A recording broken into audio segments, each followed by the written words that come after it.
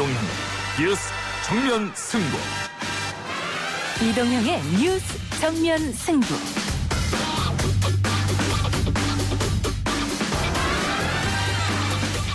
청취자 여러분 안녕하십니까. 이동형입니다. 삼성전자 이건희 회장이 25일 향년 78세의 나이로 세상을 떠났습니다. 미래지향적이고 도전적인 경영을 통해 삼성을 세계적인 초인류 기업으로 극단적으로 얘기해. 농담이 아니야. 마누라 자식 빼는 건 다 바꿔봐. 잘 해봐야 1.56까지는 갈 수 있을지 모르겠다. 그러나 인류는 절대 안 된다는 얘기야. 지금 안 변하면. 혁신 리더십으로 글로벌 산업을 선도했던 고 이건희 회장. 하지만 고인이 남긴 명과 암은 분명히 존재합니다. 그와 함께 막대한 상속 문제에 대해서도 관심이 뜨거운데요. 이를 다루는 언론에 대해서 변상욱의 눈 시간에 짚어보겠습니다. 주요 사건에 대해서는 사전 보고뿐만 아니라 사후 보고조차 없었던 것이 문제입니다. 법무부 장관으로서는 법에 의한 수사에 대한 지휘권을 발동한 것이 적법한 것이고요. 저도 부하라는 단어는 생경합니다. 오늘 국감에서는 추미애 법무부 장관이 출석해 지난 윤석열 검찰총장의 국감 발언에 대해 조목조목 반박했습니다. 또 한 번 추미애 장관과 윤석열 총장의 격전지가 된 오늘 국감 내용과 함께 공수처 출범 등 여야 현안에 대한 더불어민주당의 입장, 최인호 수석 대변인으로부터 들어보겠습니다. 도의적이든 법적이든 제가 모두 책임을 지겠습니다. 아랫사람한테는 선처를 해주셨으면 좋겠습니다. 더 이상 논란이 생기지 않도록 하겠습니다. 저는 제 아이들에게 회사 경영권을 물려주지 않을 생각입니다. 이건희 회장의 별세 소식이 정치, 경제, 사회 전반의 모든 이슈들을 빨아들이고 있습니다. 특히 발등의 불이라고 할 수 있는 삼성의 경영권과 재산 상속 문제가 관심의 중심이 되었는데요. 오늘 온갖 문제연구소는 이건희 회장 별세 소식을 세 가지 테마로 접근해봅니다. 선대인 경제연구소장, 김대호 글로벌 이코노믹 연구소장, 그리고 김기태 변호사와 함께 이건희 회장이 남긴 의미와 숙제들에 대해서 2부부터 방송 끝까지 다뤄봅니다. 10월 26일 월요일 이동의 뉴스 정면 승부 시작합니다.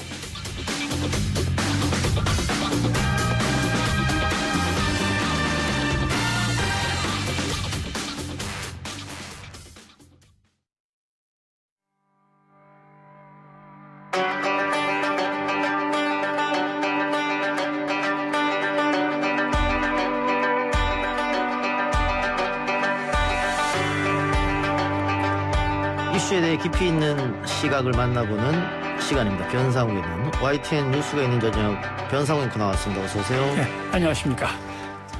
어제였습니다. 이건희 삼성전자 회장이 78세에 일기로 타계했는데 예. 우리나라 주식갑부 1인 이건희 회장이 타계하면서 상속 여부도 관심을 모으고 있는데 상속세만 10조다 이런 얘기가 많이 나오고 있는 것 같습니다. 상속세만 10조라니까 야 남한테 10조를 내주려면 얼마나 참 속이 타겠나. 까맣게 타겠다. 뭐 이렇게 생각하는 분들이 있는데 제가 한번 기록을 보니까 이병철 선대 회장으로부터 이건희 회장으로 넘어올 때 그때 경영권 가치를 11조 5천억이라고 잡았거든요. 예. 11조 5천억. 그때 그럼 세금을 얼마 냈냐. 180억 냈어요. 181억.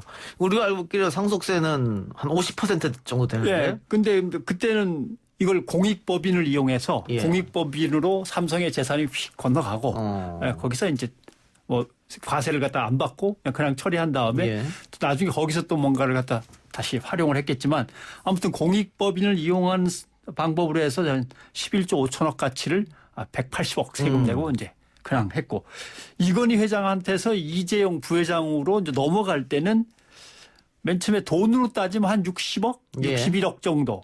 그 세금은 한 16억. 간단하게 냈어요. 뭐 전환사채 발행하고 그렇죠. 이렇게 해서. 그러면서 그 이제 60억이 종잣돈이 돼서 에버랜드를 지배하고 에버랜드와 삼성물산을 또 억지로 먼저 합병시키고 뭐 이런 과정을 쭉 거치면서 지금 이제 이재용 부회장 체제가 딱 완성이 됐는데 뭐 아버지보다 더 적게 냈네요. 이제 아버지가 떠나실 때 그럼 과연 얼마를 내야 되느냐. 그런데 주식으로 보면은 뭐 지금 금융감독원 전자 공시 시스템에 나온 걸로 그대로 보면 삼성전자, 물산, SDS, 삼성생명까지 쭉 해서 18조 2천억 정도. 그래서 현행법상 이제 10조 50%에다가 부가 할증이 붙죠. 왜냐하면은 제가 제 아들한테 삼성전자 주식을 주면 아무 문제가 없는데 삼성전자의 회장이었던 사람이 삼성전자의 부회장인 사람한테 삼성전자의 주식을 주면 할증이 붙습니다. 특수한 개인이니까. 뭐 플러스해서. 그렇죠. 예, 프리미엄 할증이 붙습니다. 예. 그래서 10억. 예. 예, 그래서 18조인데 10조. 상속세가 10조인데 지금 18조라고 추산하는 것은 주식만 갖고 한 그렇죠. 거고. 뭐 다른 재산들이 많은데 삼성의 경영권에 워낙 관심이 이제 모아지고 있으니까 그거와 관련된 것들만 지금 따지고 있는 뭐 거죠. 다른 재산 부동산이라든가 현금 보유라든가 뭐 또 차명계좌라든가 차명계좌가 혹시 있을지 모르겠습니다만은 뭐 그런 거 다 하면 더 강할 수 있는데 어쨌든 10조라고 이야기하고 있습니다. 그러면서 상속세가 절반 정도 이게 너무 외국과 비교해도 너무 센 거 아니냐 이런 이야기가 많이 나온 것 같아요. 특히 보수 언론 중심으로 해서. 예. 우리 언론들이 벌써부터 상속세 이렇게 높아서야 뭐 기업들이 기업할 마음이 나겠나 뭐 이제 이런 얘기들 나오면서 조정을 하자는 여론이 높다 이렇게 나오고 있는데 우리나라 상속세 최고 세율이 50%입니다. 예. 말씀하신 대로. 일본이 55% 가장 높습니다. 예. 그다음에 OECD 회원국 중에 이제 우리가 두 번째로 높은 셈이 되는 거죠. 그런데 문제는 상속세라고 하는 것의 성격은 어떻게 봐야 되냐면 만약에 상속세를 걷지 않는다고 하면 어떻게 되냐. 그 돈은 사실은 그 집안에서만 맴돌게 됩니다. 그렇죠. 그렇죠. 밖으로 절대 안 나가지 않습니다. 예. 이름표만 계속 바꿔 달면서 그 예. 집안에서 머물게 되죠. 그럴 경우 자본주의 국가에서 어떻게 되냐면 몇몇 집안이 다 그 나라의 재산을 휘두르게 됩니다. 그렇겠죠. 예. 그래서 반드시 이건 고세율로 매겨서 빼내야 될 그런 상황이고 그다음에 우리나라는 이것을 포괄주의를 택하지 않고 있는데 무슨 얘기냐면 상속세를 거둘 것은 이거만 거둔다 이렇게 돼 있어요. 예. 그거 외에는 못 거두는 거죠. 이렇게 만들면 안 되거든요. 누구한테서 누구한테로 이득이 넘어가면 무조건 다 세금을 거둬야 된다. 상속증여세를. 예. 이렇게 돼 있어야 되는데 우리가 완전한 포괄주의가 아니고 부분 포괄주의로 돼 있고 열거주의라고 그래가지고 요거만 받는다. 이렇게만 돼 있습니다. 그랬다가 나중에 조금 더 보완해서 부분적인 포괄주의가 됐습니다만은 사실은 약한 거죠. 상속세를 매기는 여러 가지 항목들이 약한 겁니다. 두 번째, 보유세하고 소득세를 더 미리미리 받았어야 되는데 예. 안 받아두니까 나중에 한꺼번에 상속해서 받는 겁니다. 그런 틀에서 생각을 하셔야 되는데 10조라고 하는 큰 X만 보시고 너무 뜯어내는 거 아니야? 이렇게 예. 생각하시면 조금 예. 곤란하죠. 그 언론에서 상속세가 최고 50%다라고 하니까 우리 일반 국민들도 그러면 내가 우리 뭐 아들이나 딸한테 줄 때도 그렇게 적용되는 거 아니냐라고 예. 오해할 수도 있을 것 같은데. 일반 국민은 상속세 자체를 거의 안 내실 그렇죠. 겁니다. 예, 왜냐하면 이게 30억 초과일 때 50%인데 그렇죠. 이것 빼고 저것 빼고 다 빼고서 공제하고 30억 초과니까 예를 들면 기업하시는 분들은 가업공제가 있고요. 예. 그다음에 일반인들도 일단 기본공제가 또 있고 예. 그다음에 부모하고 오랫동안 같이 사는 거는 또 해당 사항이 없고 예. 그 집은 이런 식으로 해서 글쎄 우리나라 인구 중에 부자야라는 소리를 듣는 사람들만 상속세가 그렇습니다. 해당되지 나머지 예. 상속세 해당이 나머지는 없습니다. 뭐 50%뭐 이렇게 생각할 필요가 없다. 예, 전혀 그럴 생각 예. 필요 없습니다. 예. 근데 이게 뭐 그런 얘기도 있더라고요. 그 적산 기업이라고 네. 우리나라 기업들 대부분이 그 일본이 남기고 간 뭐 공장, 뭐 자재, 그렇죠. 뭐 이런 것들을 쉽게 음. 어떻게 보면 얻어가지고 그걸로 키웠지 않습니까? 근데 그때는 세금이 전혀 없었기 때문에 그게 왜 이제 문제가 됐냐면 일본 사람들이 놓고서 도망친 예. 수많은 재산들을 정부가 걷어들이는데 걷어들여봤자 어떻게 활용할 수가 없습니다. 그래서 활용할 수 있는 사람들한테 넘겨주고 싸게 그게 이제 미 군정과 이승만 정부 때 계속 행해진 사업인데 그러다 보니까 문제가 생깁니다. 왜냐하면 일제가 수탈해서 국가에 자산이 별로 없는데 세금이 나올 데가 없는 거죠. 그럼 예. 정부 예산이 없어요. 예. 그래서 이제 1950년에 재헌국회가 처음으로 상속세법을 도입합니다.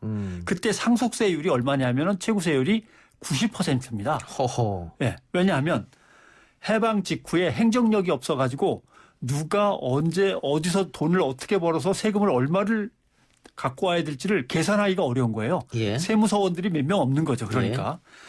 그러니까 결국은 세원을 추적하는 게 불가능할 정도인데 세원이 마지막에 딱 포착되는 게 뭐냐면 사망하면서 상속 남길 때는 세원이 포착이 되는 거죠. 예. 그러니까 소득세, 재산세를 많이 못 거두다가 사망할 때 상속세에서 왕창 예, 평생치를 한꺼번에 거둔다고 생각하시면 됩니다. 예. 그다음에 이제 말씀하신 대로 적산, 그러니까 일본인들이 남겨놓은 걸 가지고 정부가 특혜를 베풀어서 그걸로 재산을 모았으면 상당 부분은 국가에 헌납을 다시 해야지 그걸 개인의 재산으로 가져가면 안 된다라는 취지를 합쳐서 90% 세율이 예. 매겨진 거죠. 예. 근데 아까 말씀하시면서 그 상속세가 만약에 없다면 한 집안에서 계속 또 돈이 도는 그런 그렇죠. 현상이 벌어지고 이 자본이라는 걸 독식할 수 있다. 예. 그런 문제점이 있다고 하셨는데 예. 그 해외 다른 나라들 중에서 상속세가 없는 나라도 있다면서요? 상속세가 없는 나라가 많습니다라고 기사에 나는 거는 예.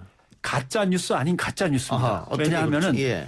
상속세가 없는 나라가 OECD 국가 중에서 한 13개 정도 됩니다. 예. 애당초 없었던 나라도 있고 예. 그다음에 있다가 없앤 나라들도 있고 이런 나라는 뭐가 있냐면 자본이득세라는 게 있어요. 예. 그러니까 이건희 이제 돌아가신 고 이건희 회장이 이러면 10억을 주식을 이재용 부회장한테 남겨줬다. 그러면 상속세가 바로 매겨지지 않습니다. 예. 그냥 갖고 있으라 합니다. 또 공장 같은 게 넘겨졌다. 그러면 공장을 그 목적에 맞게 계속 돌리는 한은 상속세가 안 나옵니다. 근데 그 공장을 누구한테 팔 때 양도소득세가 확 나오죠. 아. 예, 그렇게 되는 거고 그다음에 주식을 넘겨받았는데 주식에 배당금이 나올 거 아닙니까? 예. 갖고 있으면 예. 상속세는 안 내고 갖고만 있으라 합니다. 예. 그럼 배당금이 나오죠. 1년에 한 예. 번씩 뭐 분기마다 한 번씩.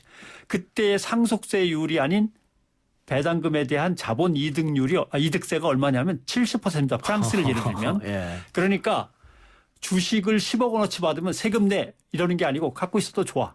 팔 때만 내면 돼. 그 대신 중간중간에 계속 배당금이 나오면 거기에 대해서는 70%, 80% 세금을 내. 이렇게 관리를 하는 거니까 상속세가 없다는 말은 맞기도 하지만 틀리는 겁니다. 그렇네요. 예. 예, 그렇게 쓰면 안 된다 이 말씀이죠. 예. 알겠습니다. 자, 이 상속의 문제는 뭐 과거처럼 예를 들면 뭐 우리 아버지 세대는 뭐 누구 상속을 받을 돈이 없으니까는 근데 요즘은 다 조금씩이라도 집안채라도 있으니까 그걸로 뭐 가정 불화도 생기고 하는데 저희가 지금 말하는 상속세는 그런 분들은 전혀 해당되지 전혀 않는 해당이 겁니다. 없습니다. 예. 박정희 대통령 때의 상속세가 가장 이제 흥미로운 상속세 제도인데 예. 1961년부터 67년까지는 30%를 내려줬어요. 90%에서 점점점 내려와서. 그래서 기업하기 나름대로 좋고 빨리 산업화를 이끌려니까 재벌이 되고 싶어하는 기업군들에게 상속세를 확 줄여주고 법인세도 줄여주고 막 세금을 줄여줍니다. 예. 그러다 보니까 그것이 정치자금으로 이제 들어오는 거죠, 다시. 그러다가 67년이 지나서 이제 문제가 뭐냐면 대기업, 재벌 기업으로 모습을 갖춰가더니 변호사, 세무사들을 이용해서 다른 주머니를 찾기 시작하는 거죠. 그게 이제 차명 계좌로 돈을 꼬불치기 시작한다고 흔히 하는 거죠. 그래서 박정희 대통령이 방법을 바꿉니다. 그래서 박정희 대통령 마지막 그 1975년부터는 74년쯤부터는 상속세율이 얼마가 되냐면 75%로 다시 올라갑니다. 예. 예, 왜냐하면은 정부가 엄청난 금융 특혜와 산업 특혜를 줘서 재벌 대기업으로 성장시켰는데 거기에서 나온 걸 가족들 주머니에 나눠서 채워 넣는다? 그건 안 된다. 사회로 다시 갖고 와라 그래서 박정희 정부도 75%였습니다. 근데 요새 어떤 사람들이 좌파 정부가 들어서니까 상속세율이 50%래 막 이렇게 얘기하는 거는 잘못 알고 계신 거죠. 알겠습니다. 근데 뭐 이번 이건희 회장이 돌아가시고 나서 재판이 또 이재용 부회장이 남아 있잖아요. 남아 있죠. 예. 남아 있는데 이 전 회장의 별세가 영향을 미치는 거 아니냐면 그런 분석도 있는데 그거는 좀 지켜봐야겠죠. 그거는 한참 지켜봐야지. 사실 진짜 핵심은 지금 세금이 아니라 재판인 거죠. 그렇죠. 예. 최대 주주가 이 회장에서 이 부회장으로 바뀌면 금융회사 지배구조법이 있어서 그 법에 따라서 3개월 내로 대주주 변경 승인도 받고 최대 주주 자격 심사 필요하고 하는데 여기에서 검찰의 기소 내용을 보면 금융 관련 법령 위반들이 있습니다. 그래서 재판이 완전히 끝나야 되는 건데 끝나지 않았거든요. 그래서 이 부회장이 이 회장의 삼성생명 지분을 물려받고 진행 중인 재판에서 이긴다면은 그룹의 지배구조가 지금 상태로 쭉 유지가 되는데 그러지 못한다 그러면 지배구조가 많이 바뀔 가능성도 충분히 있는 거죠. 그러면 뭐 다른 자녀들한테 형태에 더 많이 갈 수도 있다, 이런 말씀입니까? 결국은 가족들이 그걸 어떻게 나누고 어떻게 지배하느냐의 이제 상황이 있는데 사실은 삼성이라고 하는 큰 그늘 속에 있는 여러 개의 회사들이 서로의 지분을 또 나눠 갖고 균형을 맞추게 되는데 그런 것들을 다 변호사들이 알아서 할 겁니다. 사실 우리가 걱정할 문제는 사실 전혀 아니거든요. 그렇죠. 예. 지금 이병철 회장부터 해서 이건희 회장, 이제 이재용 회장 3대째 경영인데 이재용 부회장은 천명을 했습니다. 내 자식들에게는 경영권을 물려주지 않겠다. 그럼 뭐 전문 경영인 체제로 가고 아마 자녀들은 뭐 주식만 보유해서 아까 얘기한 것처럼 배당을 받고 뭐 그렇게 하겠죠. 근데 뭐 외국의 보고서 어떤 게 보면 4세대나 5세대로 넘어갈수록 기업이 망할 확률이 많아진다. 뭐 이런 보고서도 있긴 하더라고요. 삼성으로 보는 상속에 담겨 있는 사회적 의미, 뭐 어떻게 봐야 될까요? 뭐 더 이상 또 상속 안 한다고 했으니까. 아무튼 이건희 회장의 삼성 시대는 정치 사회적으로 상당히 큰 논쟁을 불러온 것은 분명합니다. 전방위적인 뇌물, 정치자금 제공, 정경유착, 세금 없이 부를 세습하는 문제, 그다음에 편법적인 경영권 승계, 노조 설립 방해와 무노조 경영. 그런데 문제는 이것들이 한국 사회의 지배 세력의 지배 질서 내지는 지배 규칙이 된 거예요. 이렇게 되면 안 되거든요. 삼성의 눈으로 세상을 보고 삼성의 기준으로 정치, 경제, 사회가 얽혀 돌아가고 거기에 언론은 말려 들어가고 이런 식으로 삼성이 사회의 기준이 되면 안 되는 겁니다. 왜냐하면 글로벌 기준이 그게 아니거든요. 그동안 글로벌 기준을 어겨가면서 그렇게 편법을 써왔던 것이 이제 이재용 부회장의 짐으로 한꺼번에 다 넘어가는 거죠. 이재용 부회장은 그동안의 것들 청산하면서 글로벌 기준에 다시 맞춰야 되고 무거운 짐을 이제 지게 되는 거죠.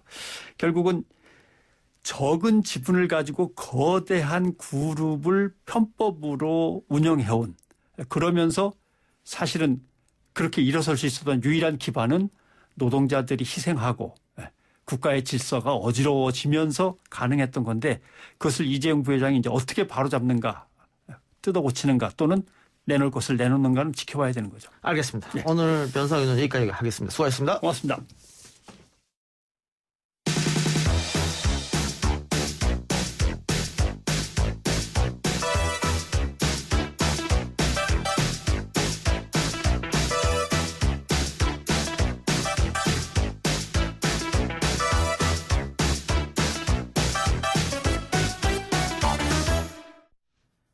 (21대) 국회 첫 국정감사가 오늘로 마무리됩니다. 국정감사 마지막 날인 오늘은 민주당이 국민의힘의 공수처장 후보 추천위원을 선정하라고 통보한 날이기도 한데요. 국민의힘에서 공수처장 후보 추천위원으로 임정혁 변호사와 이현 변호사를 내정했습니다만 민주당에서는 우려의 목소리가 나오고 있습니다. 더불어민주당 수석 대변인 최인호 의원 연결해서 민주당 입장 들어봅니다. 의원님 나와 계십니까? 네, 안녕하세요. 예, 안녕하십니까? 네. 자, 오늘 반갑습니다. 21대 국회 국정감사 마지막 날인데 국감 종합적으로 평가해보면 총평 어떻습니까? 네, 저희 당은 21대 국회 첫 국정감사를 맞아서 처음에 목표로 했던 민생국감, 정책국감에 나름 충실히 했다. 또 야당의 무책임한 의혹 제기에 대해서는 나름 방어를 했고요. 또 정부나 공공기관들에서 야당 의원보다는 여당 의원이 오히려 더 매섭다 하는 그런 평가가 나올 정도로 나름 열심히 했던 국감이다 이렇게 평가를 합니다. 전반적으로 다만 우리 국민의힘 등 야당이 너무 그 정쟁성 국감 또 특검 주장만 하는 이런 그 무기력한 국감, 무대책적인 국감 이런 것을 주도했는데요. 그것은 상당히 아쉽다 이렇게 말씀드릴 수 있겠습니다. 언론의 평가도 전반적으로 이 국정감사는 원래 그 야당의 시간이라고 하는데 야당이 제 역할을 못 해준 거 아니냐 이런 이야기도 있긴 합니다만은 그 여당이 너무 뭐 증인 채택이라든가 이런 문제에 협조를 안 해줬다 이런 이야기도 있더라고요. 거기는 어떻게 보세요? 증인 채택은 뭐 할 분들은 나름 많이 했고요. 실제 또 야당에서 채택한 증인들이 나왔는데도 뭔가 뚜렷한 뭐 야당이 평소에 주장했던 그 의혹에 대해서 실체로 드러난 것은 거의 없습니다. 그것만 보더라도 얼마나 야당의 주장들이 좀 무책임했느냐 하는 것이 많이 드러났죠. 알겠습니다. 자, 공수처 얘기를 좀 해보면요. 민주당이 국민의힘의 공수처장 후보 추천위원을 선정하라라고 한 날이 오늘이고 또 국민의힘은 지난 주말에 임정혁 이현 변호사를 내정했습니다. 이 두 사람 내정에 대해서 민주당 어떤 입장이십니까? 우선 그 이현 변호사님 같은 경우에는 바로 어제 언론 인터뷰에서 이런 말씀을 했습니다. 예. 공수처법이 헌법에 위반된다는 생각을 갖고 있고 예. 추천위원회 안에서 할 수 있는 목소리를 내려고 한다. 예. 이것은 대단히 우려스러운 말씀이거든요. 예. 아니 공수처가 위원기관이라고 생각하시는 분이 예. 공수처장 후보 추천위원으로 들어가서 과연 공수처장의 임명에 충실하겠느냐. 예. 공수처 자체를 부정하는 분이 처장 추천을 한다는 것 자체도 자기 부정이고 자기 모순이거든요. 그러니까 이 두 변호사가 대표적인 보수 우파 쪽 성향을 갖고 있는 변호사고 그 문제는 비토권을 또 이분들이 가지고 있고 근데 공수처는 7월에 이미 시행됐는데 10월 11월 돼서 아직 출범 못하는 상황인데 넘어서고 있죠. 그러면 두 사람이 들어가서 계속 비토권을 행사하면 결국은 올해 안에 못하고 또 내년으로 넘어가는 거 아니냐 이런 우려가 있어요. 그렇습니다. 만약에 이현 변호사님이 공수처는 위헌기관이다. 그래서 앞으로 헌법재판소에서 위헌 결론이 나올 때까지 공수처 처장 추천 못하겠다. 예. 이런 식으로 나오면은 이 무한정 공수처 출범이 늦어질 가능성이 농후하거든요. 예. 그래서 이런 분을 왜 국민의힘이 추천을 했느냐. 그것은 공수처 출범 자체를 지연시키려는 의도다. 예. 저희들은 그렇게 우려하고 있는 것이죠. 두 사람의 추천은 국민의힘의 꼼수라고 보십니까 그러면? 그거는 실제 추천위원회 활동을 봐야 되겠지만 예. 충분히 그럴 개연성이 높은 예. 그런 분을 왜 추천을 했느냐에 대해서는 많은 우려가 있는 것이 사실입니다. 자, 일단 그러면 절차적으로 만일 내일 국민의힘 쪽에서 원내대표 쪽에서 명단을 제출하면 공수처장 후보 추천위원회가 즉각 가동되는 겁니까? 네, 국회의장님이 소집을 하죠. 예. 그래서 추천위원회 회의를 하게 되는데요. 이번 주 중에 바로 추천위원회가 열려야 되고, 예. 또 이번 주말부터라도 공수처장 추천과 관련된 논의가 본격화돼야 된다. 예. 그렇게 생각을 합니다. 그렇게 했을 때 아까 그 의원님께서 우려한 대로 계속 국민의힘 추천위원들이 비토권을 행사하면 그래서 시간이 무한정 길어지면 그때는 어떻게 하실 겁니까? 소수 비토권이라는 것은 공수처장의 중립적이고 공정한 인사를 임명하려는 그런 목적에서 보장된 것이거든요. 예. 공수처 자체의 출범을 막으라고 소수 비토권을 준 것이 아닙니다. 예. 그런데 원래의 공수처장 추천에는 충실하지 아니하고 이런저런 핑계로 공수처 출범 자체를 가로막는다면은 법 취지를 악용하는 것이죠. 만약에 그것이 현실화된다면 공수처장 추천과 관련된 법 조항에 대한 개정이 이루어져야 된다는 국민적 여론이 많을 겁니다. 저희들은 그에 대비하고 있습니다. 주호영 원내대표가 이야기한 패키지안 있지 않습니까? 그 공수처 받아줄 테니까 대신에 특검하자. 이 안은 이젠 어떻게 사라진 겁니까? 아직 남아 있습니까? 특검은 지금 전혀 저희들이 받아들일 수가 없죠. 예. 우선 이 검찰에서 지금 감찰 결과 새 수사팀을 꾸렸지 않습니까? 예. 그래서 강도 높은 지금 수사를 하고 있고 또 예고하고 있는데 지금은 검찰 조사에 맡기게 됩니다. 예. 그리고 특검은 구성 합의하는 데만 최소한 한두 달이 걸리고요. 예. 수사하는 데는 3개월 플러스 알파. 예. 그 다 합치면 아마 내년 봄이 지나도 예. 수사 결과가 나오지 않을 겁니다. 예. 이렇게 시간이 많이 걸린 특검을 국민의힘에서 주장하는 것은 지금 야당 인사들이 연루됐다는 거 아닙니까? 예. 김봉현의 폭로에 의하면은 예. 그런 야당 인사 의혹이 수사를 통해서 밝혀질 것을 우려해서 특검을 주장해서 시간 끌기를 하는 거 아니냐. 예. 그래서 자당 인사 보용이다. 그런 측면에서 보면 수사를 방해하는 특검 주장이다. 이렇게 말씀을 드리고요. 방금도 말씀을 드렸지만 공수처는 고위공직자에 대해서 상설적인 특검의 역할을 하는 것입니다. 예. 만약에 이번 검찰 수사에서 검찰이라든지 국회의원이라든지 고위공직자에 대한 부분에 대해서 그 의혹이 잘 해소되지 않고 계속 남아있다. 수사 결과가 미진하다. 예. 이렇게 되면은 공수처 출범시켜놓고 공수처에 맡기면 될 일이죠. 그것을 위해서 공수처를 하자는 겁니다. 그래서 지금의 국민의힘에서 주장하는 특검 주장은 공수처 방해용 특검 주장이다라고도 말씀드립니다. 예, 민주당에서 받아들일 수 없다. 알겠습니다. 그 김용민 의원이 공수처법 개정안을 내놨는데 그거는 뭐 아직 살아 있으니까요. 그건 어떻게 해야 되는 겁니까?